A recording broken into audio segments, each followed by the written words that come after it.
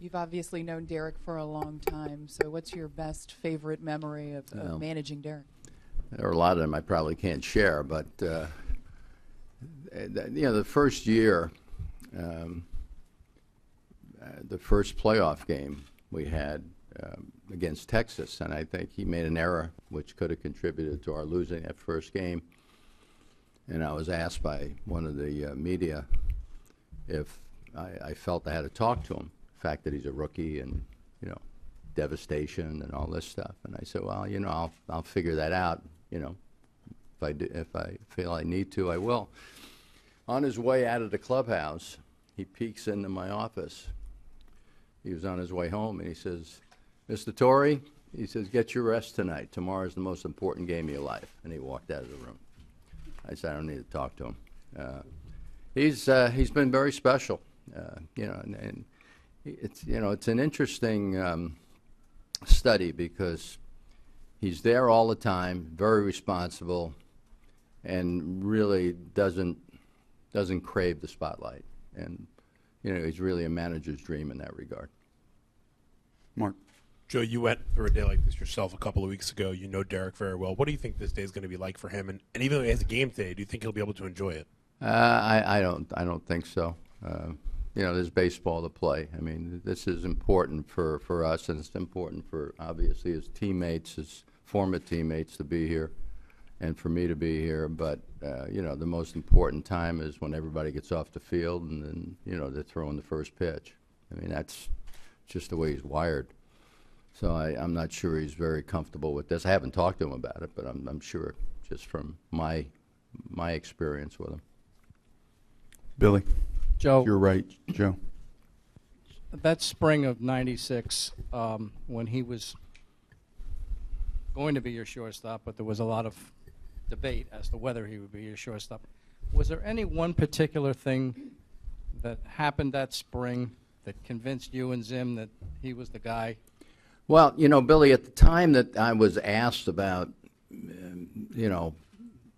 should we make a change, I had already committed in my mind because I wasn't an American League guy. I was told when I took this job that he was going to be the shortstop, and we had some established people around him, Tony Fernandez, and, the fact that I had already committed in my mind. And spring training is spring training. The one thing I noticed in spring training, even though he didn't perform, when I say perform, he wasn't productive offensively, was the fact that he never seemed to change. He never seemed to be pressing. That was visible to me. And I just thought at the point that question was asked, I thought it was too late, really, to. I think it was my opinion, and I had mentioned it to whoever we were, was in the group, that, let's start this way and see what happens, and I just thought it was too close to the end to not give him the opportunity to start the season. Tara. Joe, it is a rare occurrence that a player kind of gets to exit the game on his own terms. I'm just curious what you thought of the way Derek sort of made this happen and how it's kind of gone and just the way he's handled an exit strategy, if you will. I was a little surprised, of course, not being a social media person myself, but having a teenage daughter, so I understand the value of it or the fun with it. And we had breakfast. We shared breakfast together right before he went to spring training. And I was sort of surprised but pleased because I had said to him at the time, I said, it'll give everybody an opportunity to really appreciate what you've done all these years, and you can celebrate it. Not you, but I think everybody else can do that. But, for him to do it that early, he obviously had given it a great deal of thought. But again, I was a little surprised that he did that. But again, I think it would have shortchanged the fans and everybody around him if he decided at this point to say that's it for me. To your left, Joe. Andrew.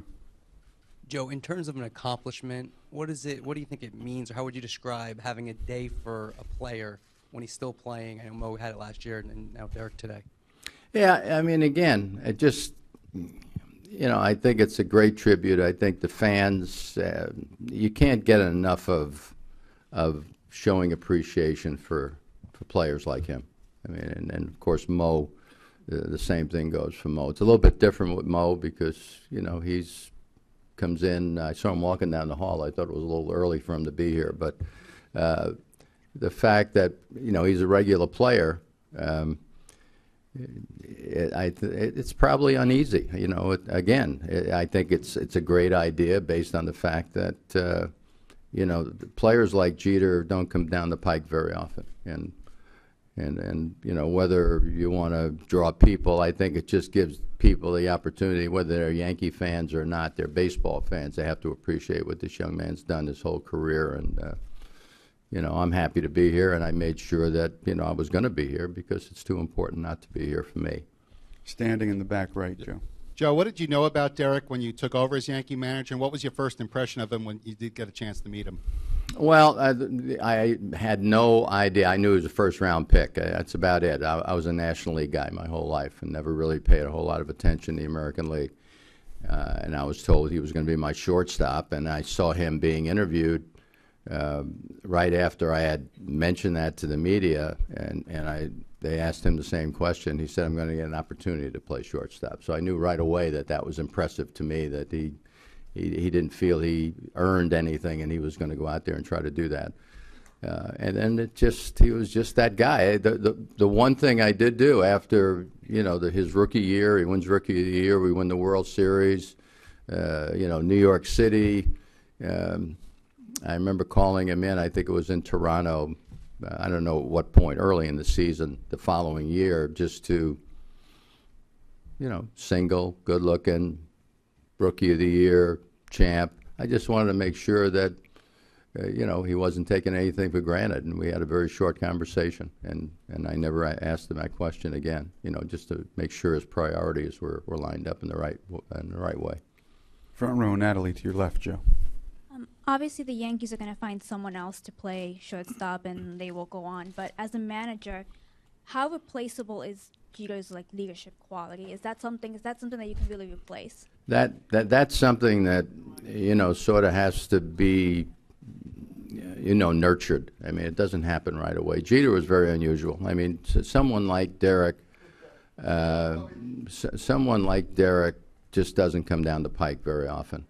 To be at a young age that responsible and really comfortable in their own skin. I mean, he did something his first year where I blame myself for it. I didn't put a stop sign on him. He was on second base, tried to steal third with 2 out in a tight game, and he was thrown out, and I was mad at myself. I got angry, but I didn't want to rattle him, so I wasn't going to talk to him. I said that to Jim. What do you say, Georgie? Is that time for me to go? Is that it? No. You stay. You know, he come in off the field after that half inning and sits next to, he wedges himself between Zimmer and myself. So here, you know, I'm going to take my beating and move on. I mean, you can't replace Jeter, and anybody who goes in there trying to do that, it's, you know, it's putting too much pressure on him. I mean, Tino tried to replace Donnie here, and it took him a little time to get comfortable in that position. But the leadership part is something that sort of evolves, and you know, nobody's going to walk into a clubhouse and say, hey, I'm here, follow me. You know, it's something that has to really be nurtured. Last one for Joe. Barbara, right in the front. Joe, what do you think fans and the clubhouse will miss most about Derek when he's not here? Is it his leadership, or is it just the fact that he's not here?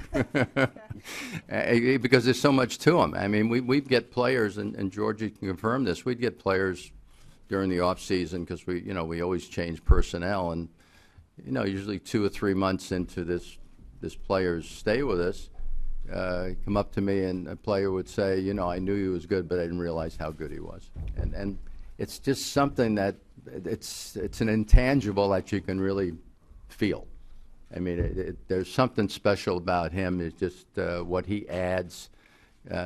Somebody asked me to use one word to describe him, and I said trustworthy, because I looked that word up in the dictionary, and it was basically someone who's there for you all the time, and you can count on him, and that's really all a number of things that certainly fit him.